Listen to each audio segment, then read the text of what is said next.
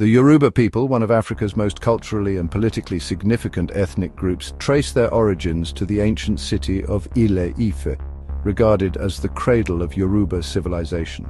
By the 12th century, the Yoruba had established powerful kingdoms such as the Oyo Empire, renowned for its sophisticated governance, military prowess, and expansive trade networks. The Oyo Empire dominated much of West Africa, influencing art, religion, and diplomacy.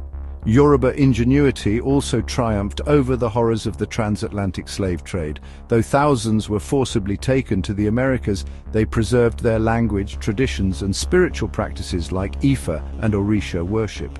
Enslaved Yoruba descendants in Brazil, Cuba, Trinidad, and beyond became pillars of resistance, fueling revolts and enriching global culture through music, dance, and religion. This resilience ensured the Yoruba identity thrived across oceans, even in chains. However, the 19th century brought existential threats. Internal conflicts and the collapse of the Oyo Empire left the Yoruba vulnerable to European colonization.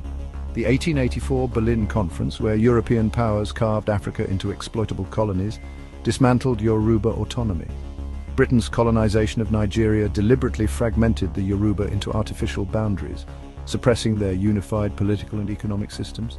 Colonial policies prioritized resource extraction over development, dismantling thriving Yoruba industries like textile production and replacing self-sufficiency with dependency.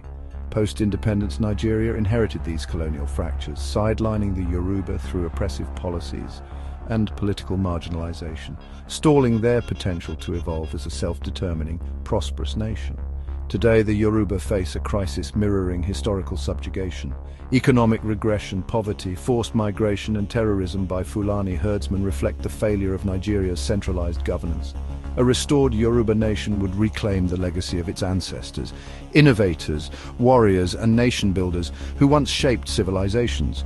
By reviving self-governance, the Yoruba can protect their farmlands, rebuild industries, and harness their globally celebrated entrepreneurial spirit. For too long, Nigeria's corrupt political and religious elites have exploited Yoruba resources while ignoring their plight. Restoration is not secession, but a return to the dignity and autonomy stolen by colonization. The Yoruba have triumphed over slavery, survived cultural erasure, and thrived globally. Reclaiming their sovereignty is the next step in their unbroken journey toward greatness. The time to unite and demand a Yoruba nation is now.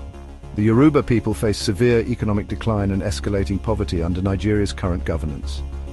Decades of centralized policies have marginalized the Yoruba region, stifling its potential for growth. Resources meant for infrastructure, education, and healthcare are often mismanaged or diverted, leaving communities impoverished. A restored Yoruba nation could reclaim control of its economy, implementing tailored policies to revive agriculture, empower local industries, and prioritize job creation.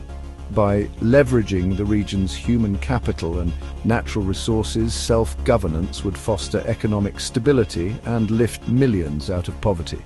Insecurity and threats to food sovereignty further justify the call for autonomy. Terrorist Fulani herdsmen, enabled by federal inaction, routinely attack farming communities, destroying crops and displacing families. This violence disrupts food production, exacerbating hunger and economic vulnerability. A Yoruba nation could establish dedicated security forces to protect farmlands, deter external aggression, and ensure food security. Localized governance would prioritize the safety and livelihoods of its people, addressing crises that the distant Nigerian government continues to ignore. The mass exodus of Yoruba youth abroad underscores systemic failure.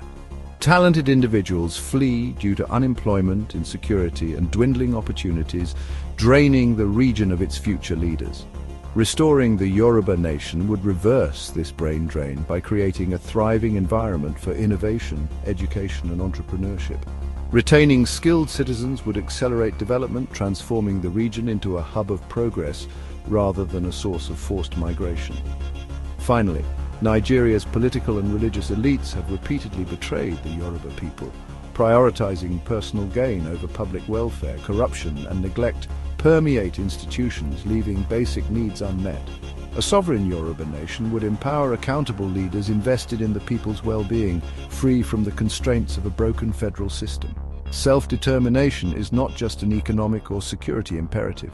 It is a reclaiming of dignity, autonomy, and the right to shape a future where the Yoruba people thrive independently. The time for restoration is now,